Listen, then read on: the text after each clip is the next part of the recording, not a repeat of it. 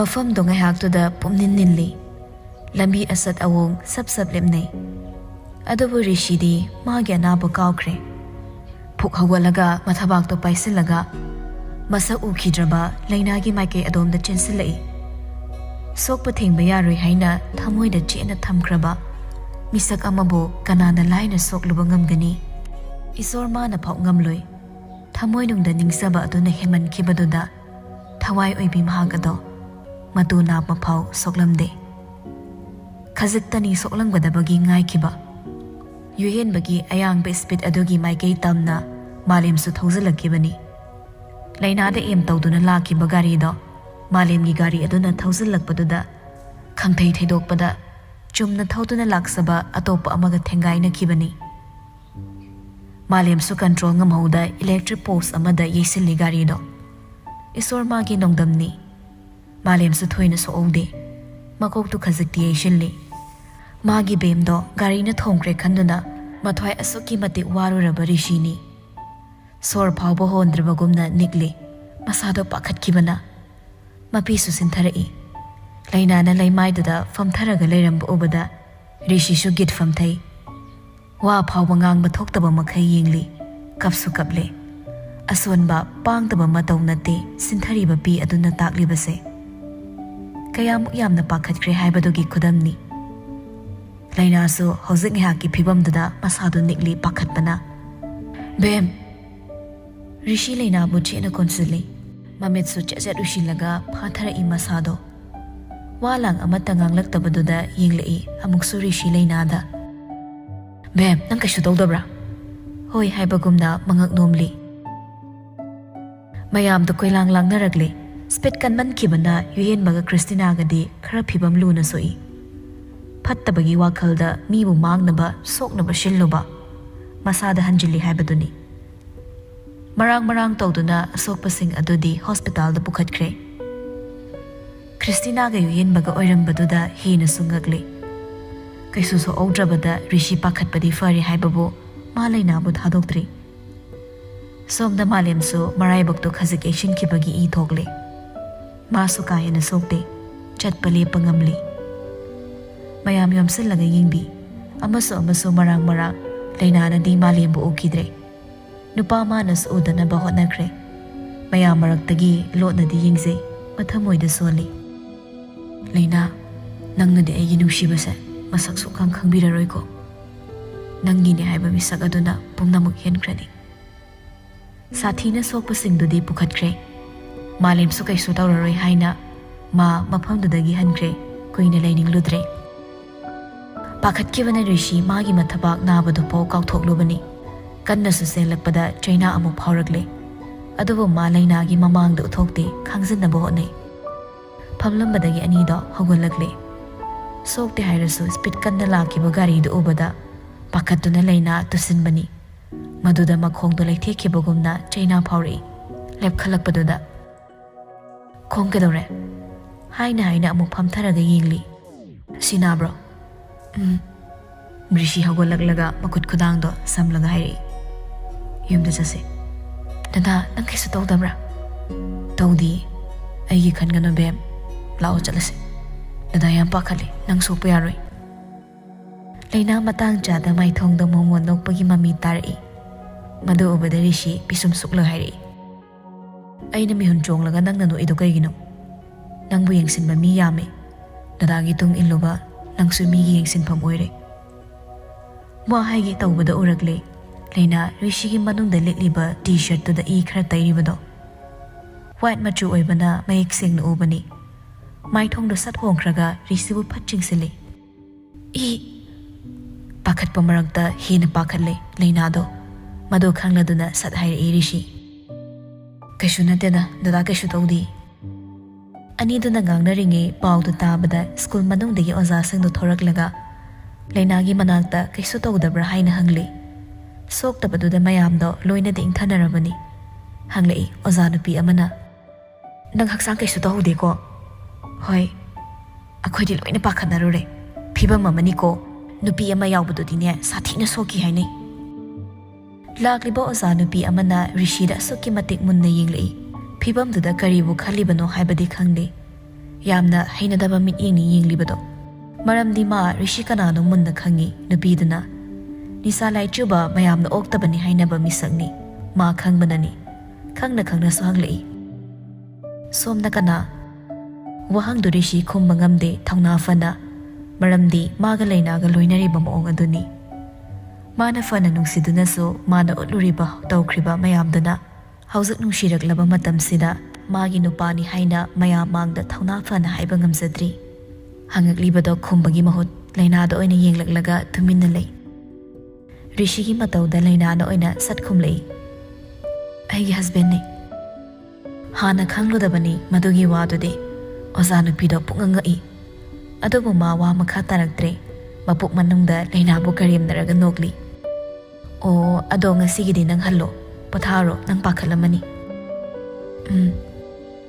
ꯉꯥꯏꯍꯥꯛ ꯑꯃ ꯑꯣꯟꯁꯤꯟꯅꯔꯒ ꯋꯥꯔꯤ ꯋꯥꯇꯥꯏ ꯇꯧꯔꯝꯂꯒ ꯑꯅꯤꯗꯣ ꯍꯜꯂꯛꯂꯦ ꯔꯤꯁꯤ ꯉꯁꯥꯏꯈꯩꯗꯤ ꯋꯥ ꯉꯥꯡꯗꯕꯅꯤ ꯀꯅꯥ ꯂꯩꯇ꯭ꯔꯕ ꯀꯥꯟꯗ ꯍꯥꯏꯔꯛꯏ ꯄꯥꯈꯠꯄ꯭ꯔꯥ ꯇꯞꯅ ꯊꯧꯒꯦ ꯌꯨꯝꯗ ꯄꯣꯊꯥꯔꯣ ꯂꯩꯅꯥꯁꯨ ꯃꯀꯣꯛ ꯇꯞꯅ ꯅꯣꯝꯗꯨꯅ ꯈꯨꯝꯂꯛꯏ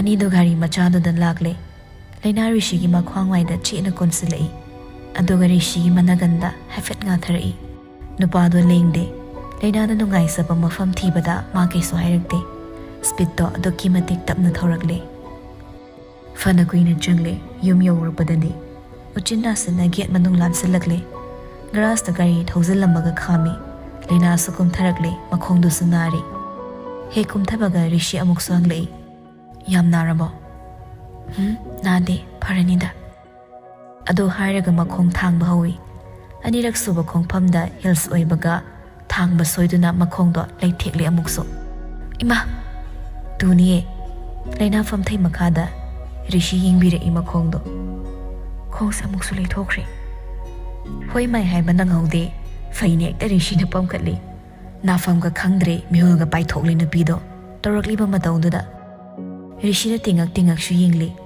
ꯃꯤꯠꯌꯦꯡꯗꯨꯗ ꯅꯨꯄꯥꯗꯨꯁꯨ ꯀꯔꯤ ꯍꯥꯏꯒꯗꯕꯅꯣ ꯈꯪꯗ꯭ꯔꯦ ꯃꯥꯁꯨ ꯂꯩꯅꯥꯗ ꯌꯦꯡꯂꯛꯏ ꯑꯃꯨꯛ ꯌꯦꯡꯁꯤꯜꯂꯛꯄꯗꯨꯗ ꯂꯩꯅꯥ ꯃꯃꯥꯏꯗ ꯐꯠ ꯂꯩꯁꯤꯟꯈ꯭ꯔꯦ ꯔꯤꯁꯤꯒꯤ ꯃꯉꯛ ꯁꯝꯗ ꯑꯣꯟꯁꯤꯜꯂꯒ ꯇꯨꯃꯤꯟ ꯂꯩꯈ꯭ꯔꯦ ꯑꯅꯤꯃꯛ ꯄꯨꯁꯤꯜꯂꯛꯂꯦ ꯂꯩꯅꯥꯕ ꯏꯃꯨꯡꯗ ꯀꯃꯟ ꯔꯨꯝꯗ ꯆꯪꯉꯛꯄꯗꯗꯤ ꯃꯆꯤ ꯏꯕꯦꯝꯃ ꯌꯥꯏꯁꯅꯥ ꯂꯩꯔꯝꯃꯤ ꯉꯍꯥꯟ ꯃꯈꯩ ꯃꯅꯥꯎ ꯅꯨꯄꯥꯒ ꯌꯨꯝꯗꯒꯤ ꯃꯥꯡꯂꯨꯕꯗꯣ ꯍꯜꯂꯛꯂꯝꯃꯤ ꯃꯄꯥꯟꯗꯒꯤ ꯆꯪꯉꯛꯂꯤꯕ ꯑꯅꯤꯗꯨꯒꯤ ꯐꯤꯕꯝ ꯎꯕꯗ ꯏꯉꯛ ꯉꯛꯅ ꯌꯦꯡꯂꯤ ꯉꯛꯄꯈꯛ ꯅꯠꯇꯦ ꯇꯧꯔꯛꯂꯤꯕ ꯃꯇꯧꯗꯨꯗ ꯃꯔꯝ ꯆꯥꯗꯅ ꯁꯥꯎꯅꯤꯡꯕꯁꯨ ꯄꯣꯛꯂꯦ ꯌꯥꯏꯁꯅꯥ ꯐꯝꯂꯝꯕꯅꯤ ꯐꯨꯛ ꯍꯧꯒꯠꯂꯛꯏ ꯑꯦꯛꯁꯤꯗꯦꯟ ꯊꯣꯛꯈꯤꯕ ꯅꯅꯥꯎꯒꯤ ꯄꯥꯎ ꯇꯥꯔꯕ꯭ꯔꯥ ꯔꯤꯁꯤꯅ ꯑꯩ ꯈꯪꯗꯦ ꯀꯅꯥꯒꯤ ꯏꯅꯥꯎ ꯋꯥꯗꯣ ꯍꯥꯏꯔꯝꯂꯒ ꯍꯟꯅ ꯌꯦꯡꯂꯝꯗ ꯂꯩꯅꯥꯕꯨ ꯃꯥꯒꯤ ꯀꯥꯗ ꯄꯨꯁꯤꯜꯂꯛꯂꯦ ꯏꯀꯥꯏꯕꯒ ꯀꯤꯖꯕꯒ ꯄꯥꯈꯠꯄꯒ ꯄꯨꯟꯁꯤꯜꯂꯦ ꯅꯨꯄꯤ ꯃꯥꯗꯤ ꯐꯃꯨꯡꯗ ꯍꯦꯛ ꯐꯝꯃꯒ ꯍꯥꯏꯔꯛꯏ ꯇꯞꯅ ꯅꯅꯥ ꯑꯩꯉꯣꯟꯗ ꯂꯥꯟꯅ ꯂꯧꯔꯝꯒꯗ꯭ꯔꯥ ꯔꯤꯁꯤ ꯉꯥꯡꯂꯤꯕꯗꯣ ꯈꯨꯝꯂꯛꯇꯦ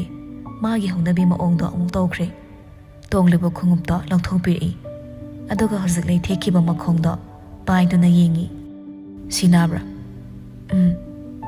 ꯄꯥꯎꯈꯨꯝ ꯄꯤꯔꯛꯄꯗ ꯉꯥꯏꯔꯤ ꯅꯥꯔꯤꯕꯗꯣ ꯁꯤꯡꯂꯤꯗꯅꯤ ꯈꯪꯕꯗ ꯃꯄꯥ ꯆꯨꯝꯊꯣꯛꯅꯕ ꯐꯠ ꯃꯨꯛꯂꯛꯏ ꯈꯪꯍꯧꯕꯖꯥꯠ ꯅꯠꯇꯦ ꯁꯦꯀꯦꯟ ꯈꯔꯒꯤ ꯋꯥꯅꯤ ꯂꯩꯅꯥ ꯈꯪꯄ꯭ꯔꯦꯛ ꯈꯪꯂꯦ ꯑꯅꯥꯕꯗꯨꯒ ꯄꯨꯟꯁꯤꯜꯂꯒ ꯃꯈꯨꯠꯅ ꯔꯤꯁꯤꯒꯤ ꯂꯦꯡꯖꯨꯝꯗ ꯇꯥꯞ ꯄꯥꯏꯁꯤꯜꯂꯒ ꯑꯅꯥꯕ ꯈꯥꯡꯂꯤ ꯑꯌꯣꯃ ꯑꯁ ꯅꯥꯏꯌꯦ ꯈꯣꯡ ꯂꯩꯊꯦꯛꯂꯗꯤ ꯅꯥꯕ ꯇꯥꯕ ꯈꯨꯅꯤꯡ ꯑꯁꯨꯛ ꯋꯥꯡꯕꯤ ꯇꯣꯡꯉꯤꯁꯤꯅ ꯀꯩꯒꯤ ꯄꯤꯛꯄꯗꯨꯗ ꯋꯥꯡꯕ ꯃꯥꯟꯅꯕ ꯇꯣꯡꯉꯤꯔꯣ ꯑꯗꯨ ꯑꯣꯏꯔꯗꯤ ꯇꯣꯡꯉꯨꯅꯨ ꯄꯤꯛꯂꯁꯨ ꯆꯥꯎꯔꯁꯨ ꯅꯪꯗꯤ ꯃꯤꯁꯛ ꯑꯃꯒꯤ ꯑꯗꯨꯝ ꯑꯣꯏꯔꯕꯅꯤ ꯑꯇꯣꯞꯄꯗ ꯁꯦꯗ꯭ꯌꯨꯁ ꯇꯧꯅꯤꯡꯂꯨꯅ ꯔꯤꯁꯤ ꯉꯥꯎꯕ ꯍꯦꯟꯖꯤꯜꯂꯤ ꯋꯥꯔꯤꯗꯣ ꯄꯣꯊꯥꯔꯣ ꯐꯤꯔꯣꯜ ꯍꯣꯡꯂꯒ ꯊꯣꯡꯁꯤ ꯂꯣꯟꯁꯤꯜꯂꯨꯀꯣ ꯑꯩ ꯊꯣꯛꯂꯒꯦ ꯉꯥꯏꯍꯥꯛꯀꯤ ꯁꯥꯊꯤꯈ꯭ꯔꯕ ꯐꯤꯕꯝꯗꯣ ꯅꯥꯊꯩꯈ꯭ꯔꯒ ꯈꯝꯕꯟꯕ ꯋꯥꯍꯩ ꯈꯔꯗꯣ ꯖꯔ ꯖꯔ ꯍꯥꯏꯔꯝꯂꯦ ꯑꯗꯨꯒ ꯍꯥꯏꯐꯦꯠꯇꯪ ꯌꯦꯡꯂꯝꯂꯒ ꯊꯣꯛꯈ꯭ꯔꯦ ꯔꯤꯁꯤ ꯊꯣꯛꯈꯤꯕꯒ ꯂꯩꯅꯥꯗꯣ ꯇꯔꯪ ꯑꯃꯗ ꯃꯊꯟꯗ ꯁꯣꯜꯍꯧꯏ ꯁꯦꯗ꯭ꯌꯨꯁ ꯍꯥꯏꯕ ꯑꯩꯕꯣ ꯒ꯭ꯌꯥꯟ ꯑꯃꯨꯛ ꯇꯥꯔꯕꯗꯧꯅ ꯂꯩꯅꯥ ꯁꯥꯎꯒꯠꯆꯩ ꯃꯊꯟꯇ ꯏꯁ ꯃꯥꯅꯁꯨ ꯅꯨꯡꯁꯤꯕꯤꯗꯕ ꯑꯗꯨꯒ ꯑꯃꯨꯛ ꯑꯩꯕꯨ ꯁꯦꯗ꯭ꯌꯨꯁ ꯇꯧꯕ ꯀꯥꯏꯅ ꯉꯥꯡꯅꯤꯡꯕꯅꯦ ꯃꯥꯅ ꯑꯩꯉꯣꯟꯗ ꯉꯥꯡꯂꯤꯁꯦ ꯃꯨꯔꯨꯝ ꯃꯨꯔꯨꯝ ꯁꯣꯜꯂꯤ ꯅꯨꯄꯤꯗꯣ ꯑꯅꯥꯕꯒ ꯀꯥꯎꯈ꯭ꯔꯦ ꯔꯤꯁꯤꯗ ꯏꯁꯧ ꯂꯥꯡꯕꯗ ꯉꯥꯡꯅ ꯃꯐꯤꯗꯣ ꯍꯣꯡꯗꯣꯛꯏ ꯋꯥꯁꯨ ꯋꯥꯔꯦ ꯋꯥꯕꯗꯨꯅꯅꯤ ꯃꯁꯥ ꯆꯣꯛꯊꯗꯨꯅ ꯋꯥꯟꯊꯔꯛꯂꯤꯕꯗꯣ ꯉꯥꯏꯍꯥꯛ ꯄꯣꯊꯥꯒꯤ ꯈꯟꯅ ꯂꯩꯅꯥ ꯍꯤꯞꯊꯗꯨꯅ ꯃꯃꯤꯠ ꯎꯏꯁꯤꯟꯈ꯭ꯔꯦ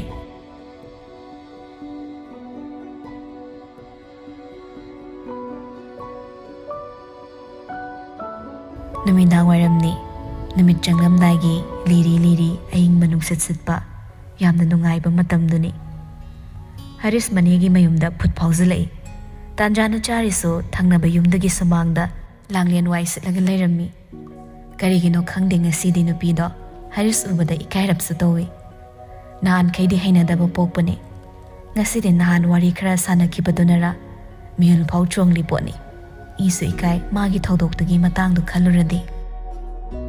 Haris langlen da haifeding lamlaga mani kaudani imung changkre. Nene, laitabro. Oh nene. Somdana langlen da yumdada hairap chepthara yenglaga machinda soli. As kaigino ina ngasi miyun asuk yam chonglisina. Wakhaldu khalinge managda Haris lakpo hodre nupido. Mamangda lepsilai khakre khangi langlen do. Haris to michi fat khasilaga yam liam na hairei. Akoy nene obro. Langlen tapna khumlai. Akoy inega chatkibane. Kadaida? Adude aisu khangde. Haris ngashigi langlen gi matauda noi mathanta. Ado laitradi ai hek lakpaga aina nene kaurido laitabani chathoki haiba haitrona. Yumthangnaraga mi lakpada tumin laisilido. Ngawbro nangbo angawbi. Langlen Haris da fat yenglai. Chumdro ina haise. Adumai yangkano. Aina nene kaurido nang tadabasu nate. Nangis aina kaurinya na tauriraba. Adoy nate. Nang nahana sangsakraga imungda haibasu nanghongdana. O haiba nangdabayro. Langlen na wa ngangliba khonjelgi tonduga chap manana hairakpani. Haris amuksu hairai. Kaptamro kapchetpi.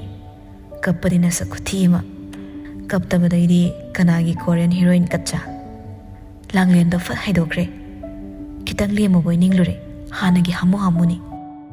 Haris di lemba hinade. Lemba no papa amiro nangise. Waga siyam taanga ngang bakangudo. Paamo no ibema. Romantic karimto oiramoy moygumbadude.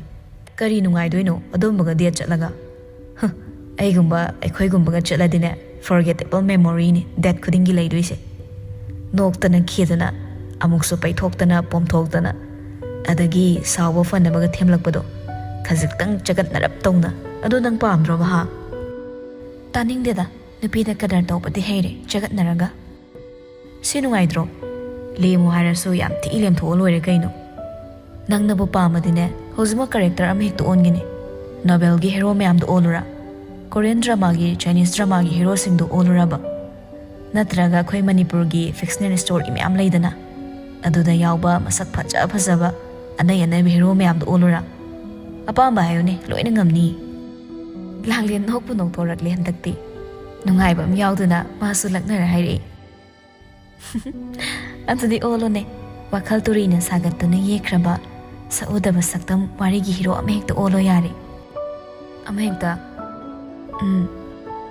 Haris bishum anida suklap tawi wadu tabada aduga nokmi hairi fictional da yam nga obugini nangna sengmanu pa phangdrido ibema karan amuk phuzilakpadoda nokmi toramba langlen do ting laukre handaki wahaidunadi yare khaira ano khaibala iro nang no I Haris do jagat na behen mandana ne nangna ikse jut chadaba yam chagat tawa mi oinani uramdoise masana tabani ado engondagi hena fabadi nang prithibisda fangaroibo ado ai kedo haibano kainu ngasidi aina haiba wa mayamda isolangaktina yaningabo aina nahan kai hek nangonda haiba wado langlen Haris ka wari shanabase nungaiba phawrabani phagi da tawraga leibadada pangang nangangbagi wani amuk sumathanda khalle nungsijaba misaktuna nungsibidraga mana nungsi haiduna aduma kaptuna leigadabagi saro mabu nungsibirakpa misaktuda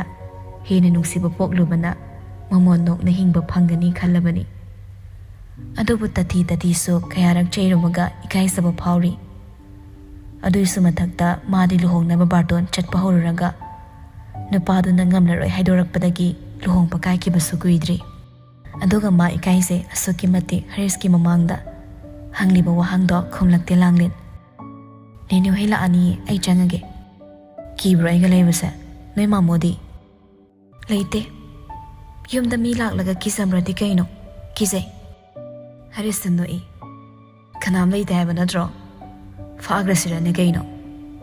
Adu hairaga Haris mamai lay thoklaga amuk su noi. Chahi ga chana bawa su khra khra ngango. Chirai duna atum tae chahi angang nate haiba. Chirai sida ne laisabi na kili se nang tangai ra kienda ba. Ngau do bong nang na di ngau de. Ai su u awang mada sat palai rang se. Kiena ba fanam di chay asang mada kanthabani. Yade. Chi ana nappaga atum lay. Ado handak di ay nangam na batawrani da. Kaimba. Gyan ngau na hairakpani nupi do. Haris ki chirol da mako ngau re. Haris na. Kaisu nate da. Ado ay wam hangi. Kaino. Nang siya na sakso kabag-kabag fazay. Larik so atum hay-hay. Nupi ama oy bagi yung gitaba ingkang so adum niyong kang mamali. Wairam gata sinda na tawram nise maram mo eba. Ing so adum tapi hay nini na hay bada. Magi nupa ado oy na isaw lang bada makalam niko. Ado di nupi pup na magkini. Isaw lang badi nupi kuding magda chitaba yadraba machak ama ni hay zariba. Lo iniyari. Ado kaino nang nangangi sina. Ay na hay di hausapok nupa fangdrido kay ginoba. Handak ti langlin na Haris ki lumangi samdo tapay kre. Kaya ba husik kido?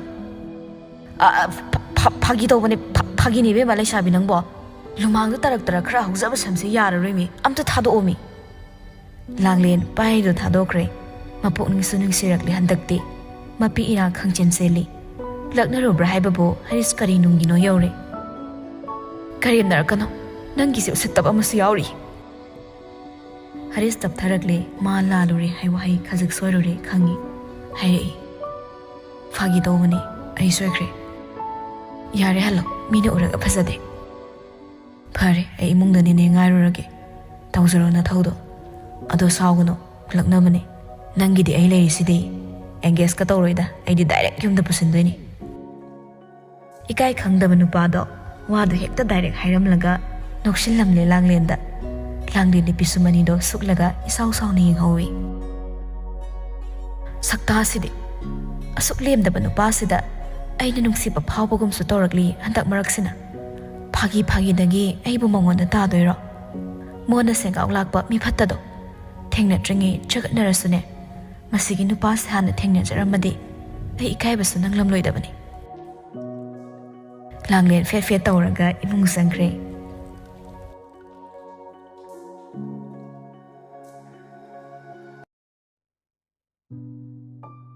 Nimidang ni yumgi mi pumnamak tumna himnagre.